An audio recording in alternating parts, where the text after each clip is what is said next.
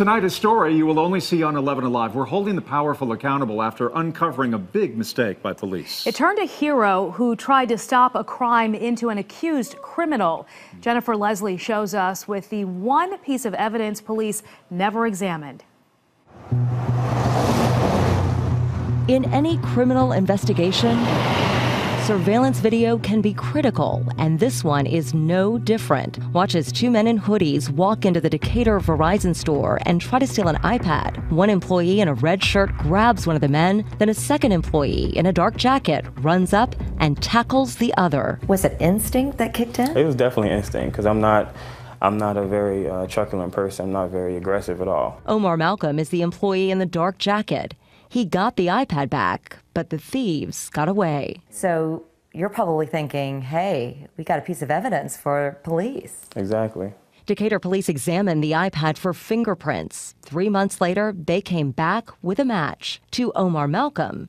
Yes, the same store employee who tackled one of the suspects and grabbed the iPad. Livid. I was livid.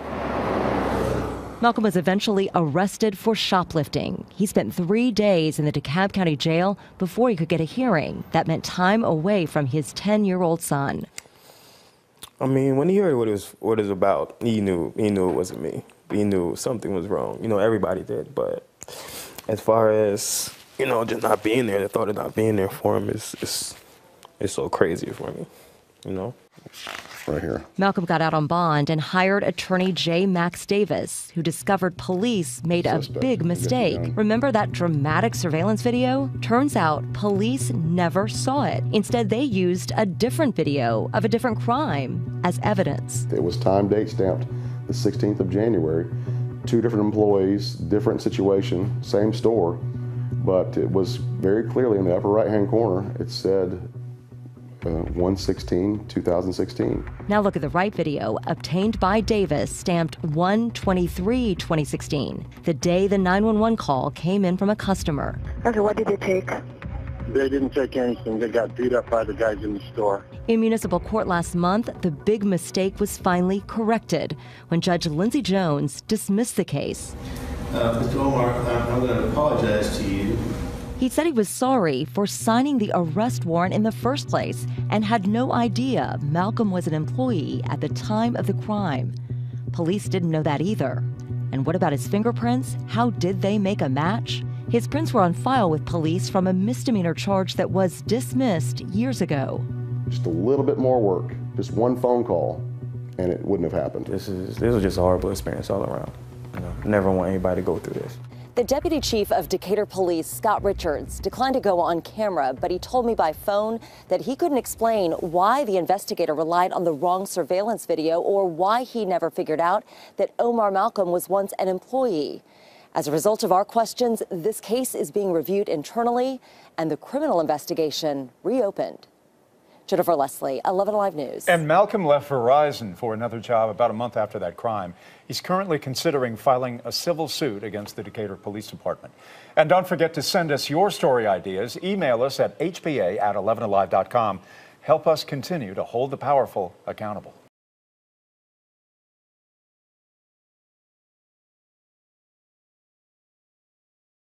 Grossly incompetent cops arrest hero who stopped a robbery instead of the robber. A heroic employee became the suspect after he risked his life to stop 2 robbers, and the same people who were supposed to protect him did the opposite. By Jack Burns, October 8, 2017.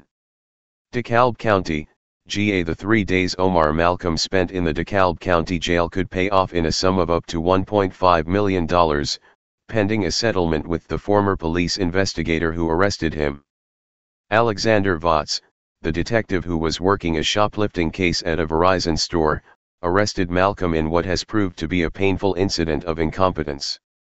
In January 2016, Malcolm was one of 2 employees at a Verizon store who took down 2 would-be shoplifters and recovered a swiped iPad. Nearly a full year later, Votz was done with his investigation and was sure he had identified his robber. After lifting fingerprints from the iPad, the detective had a suspect, none other than Malcolm himself. Yes, that's right. The detective lifted the employee's fingerprints and came to the conclusion he was the thief, in spite of surveillance video that proved otherwise. Adding insult to injury, Watts convinced Judge Lindsey Jones to sign an arrest warrant for Malcolm, who was subsequently arrested on December 10, 2016. He spent the next 3 days in jail for a crime he did not commit but actually prevented. Advertisement. In January 2017, after Malcolm's attorney came into possession of the security footage that showed his client was telling the truth, the young man's criminal case was dismissed. Judge Jones was the first to apologize. He told Malcolm, "Mr. Omar, I'm going to apologize to you, I'm the judge who signed the warrant to have you arrested." He explained to Malcolm that a simple phone call to the store could have ruled out the young man as a suspect. But that call was never made. Read more. This is what a high school football game looks like in a police state. Now, Watts is in the hot seat for violating Malcolm's civil rights. He has since left the police department and cannot be reached for comment. But the former detective is the only defendant listed on Malcolm's newly filed federal civil rights lawsuit for $1.5 million. Robert James is one of Malcolm's civil attorneys. James used to be DeKalb County's district attorney. Imagine spending days in jail for a crime, not only that you did not commit, but risked your life to prevent, said James, adding, "It's a miscarriage of justice. This should not have happened under any circumstance." J. Max Davis, Malcolm's other attorney, discovered why he thinks Watts made such a life-changing mistake. Davis asked Watts to provide video footage from the attempted robbery, and the detective sent him a video from the week prior to the one with which Malcolm was in the middle. It was time-date stamped the 16th of January, Davis said. It showed two different employees, a different situation. It was the same store, but it was clear in the corner that it was from 1-16-2016. The actual attempted shoplifting crime which Malcolm prevented took place on January 23, 2016. I realized everything Omar had told me was absolutely true, and my heart sank, Davis said. It's been a very tough ordeal for Mr. Malcolm. He's handled it with dignity. In other words, the detective arrested a store employee based on video footage from a crime which took place a full week before the one which Malcolm prevented. Instead of receiving a commendation from the police department, he was arrested. Read more. Parking ticket turns into police assault caught on video. Davis now intends to hold the former police officer accountable for his actions. He described the interaction he had with Watts when he discovered the truth. When I asked him if he ever verified that Omar was an employee of Verizon, he said, "Let me call you back." Davis said. Just a little more work, just one phone call, and this wouldn't have happened. I spent 20 years working with police, and I have a lot of respect for law enforcement, James said. Our job is to hold someone accountable when they do not act as they should, law enforcement or otherwise. Malcolm spoke with an 11ALIVE reporter and commented about his time in jail and the ordeal of being accused of a crime he not only didn't commit but one he actually prevented. This is a horrible experience all around, Malcolm said. I never want anyone to go through this torture. Need a car? Don't forget to stop by carmarshal.com where you can scout through over 100,000 new and used car vehicles. Take a look around. Get you a new affordable car. carmarshal.com. Hey Charlotte County, this is Charlotte County COPWATCH, and I found that I had to make a change this ending on my videos, letting you know about the channel and fair use laws, you know, how we can report on other people's reporting and how it's good, how it's bad, etc. But you guys can look it up yourself. It is legal. It's in there. But like I've told you before, that I've been cut off from making money on YouTube for 4 years. It's really weird, bizarre, but they cut the money off, but they said you can keep the channel, and now YouTube makes all the money. And if you get bored, plug it into Social Blade website, and you'll see that they are making a huge amount off the site. Right now it's at 63 million views, 53,000 subscribers, almost 3 million views a month. You know, trying to wake people up, and I make nothing. In fact, I got a customer that's ex-congressman. He said if I could ever find a lawyer, sue YouTube on it. But because this is nuts. 4 hours a day, and to save America. You know, but at the same time, it's worth it. Look at what our founding fathers did. They died for this country. So, but getting back to the money part, this is why I'm redoing the video. Is my dream of everyone giving $1, and it's going to be $53,000 a year, or if they did Patreon, which you know, can be monthly. That is not working. That'd be great if it did. Nothing is perfect. And I appreciate the people that do donate, you know, what they can on PayPal. And there again, I'm letting you guys know that is not much. Is, you know, monthly is, oh my god. So anyways, yes, you cannot live on it. It's very, very, very low amount. But the dollar things, I do appreciate that. But when I first said everybody give $1, that's not working. I'm just letting you guys know it's, yeah, that dream. Everybody gives $1. 53,000 subscribers, it's not working. So, yes, if you can give more than that, you know, I appreciate it. Like I said, you know, I'm in a unique situation where, you know, we're already debt-free, and I'm not rich, but with the little business that we have, I am able to do what I am able to do 45 hours a day, you know, letting you guys know what's going on. In 4 years, I've did the whole thing myself, 12,000 videos on there. I literally get emails where people are like, holy crap, I never knew it was this bad. And it is this bad, and it's getting worse every day because we have the internet, we have cell phones, we have cameras everywhere now, and it's just disgusting what's going on. And then, as you guys know too, now we got Trump, we got Jeff Sessions doing a war on drugs, and now he wants to go after the forfeiture laws again. It's just unfreaking real. So if you can give more than that dream of everybody giving $1, yeah, that old video, that's not working. They're not, they're just not.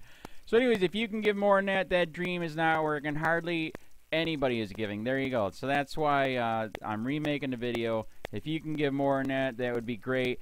And there again, like I said, the Patreon's there. There is some people on there that are starting to give, but there again, it's very, very low. And like I said, I don't want to get rich off of that. I'm going to keep doing what I'm doing because, you know, it's still so stinking corrupt. It's not even funny.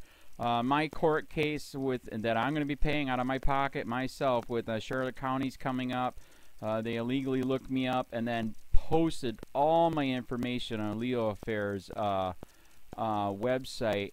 They basically doxed me, however you want to say that. I forget what the word is, and they outed me, man. And that information on that site went out to 500 sheriffs, deputies, people that work at the jail, etc., etc., etc. So, yeah, it is very, very scary, but we're going to do a federal case, 1983 case, violating freedom of speech.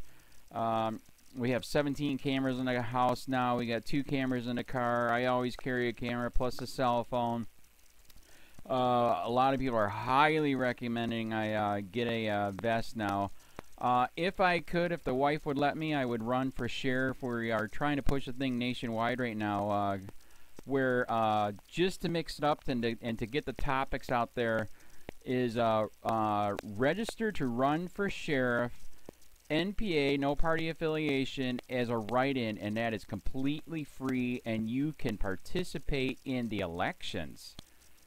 And there's a lot of stuff. We got a guy, James McLinnis in Pinellas County, Tampa, who almost won. He experienced the corruption himself. The story is unbelievable. Look him up. It's mind-blowing what they did. It pissed him off. He is very, very smart. He has way more money than I did. He ran for sheriff at the last 3 months last year in 2016 and almost won. He got all of the black vote. And the reason why he did that is because he ran on, I will not bust, we're in Florida, I will not bust anybody for weed anymore unless it's an ungodly huge amount, like pounds. And then he also ran on no more victimless crimes, no more of this freaking road pirate bull crap. And then he was going to cut the budget by 30%. And when you think about that, you can. If you stop the road pirates, you can get rid of a bunch of people. Gone. So, the wife has been saying, yes, I can, yes, I can't. So I don't know. We're trying to find somebody that can do it because I am busy doing this anyways. But, so I'm making a video, like I said, that $1 a month from everybody, you know, for 53,000 subscribers, that is not working. I'm just letting you guys know. Absolutely give way more than $1 a month. If you can, I appreciate anything. By the way, remember too, when you give that, PayPal takes like freaking 15 to 20%, so it's even worse than that. But, and there again, like I'm letting you guys know, it's way, what I get is very, very low. Appreciate it, but it is very, very low. Can't live on it. I'm just, you know, I'm working, and that's what I'm working on. And that court case is going to cost a buttload of money. That's federal court. Just the filing fees and the depositions that we're going to be doing with this corrupt cop. So there's another reason to give. We are going to be doing a deposition with this very corrupt. He was in a drug squad. He is a bad guy. He's on steroids. We heard steroids are rampant here. That's why their attitude is so bad. And we are going to get him on video, and it will be on YouTube. So that case alone is $5,000 just to bring it to court, and that's my money out of my pocket. So there's another reason to give, and give way more than $1 if you can. So keep that in mind. This is the new video, and I see, God, I talk a lot. It's already 7 minutes, but had to make it just to let you know that $1 a month from everybody is not working. They're not doing it. So if you can give more than that, please. So thanks. Keep it up. Share, like, subscribe, tell your friends, send me your videos on corruption, and I'll post it.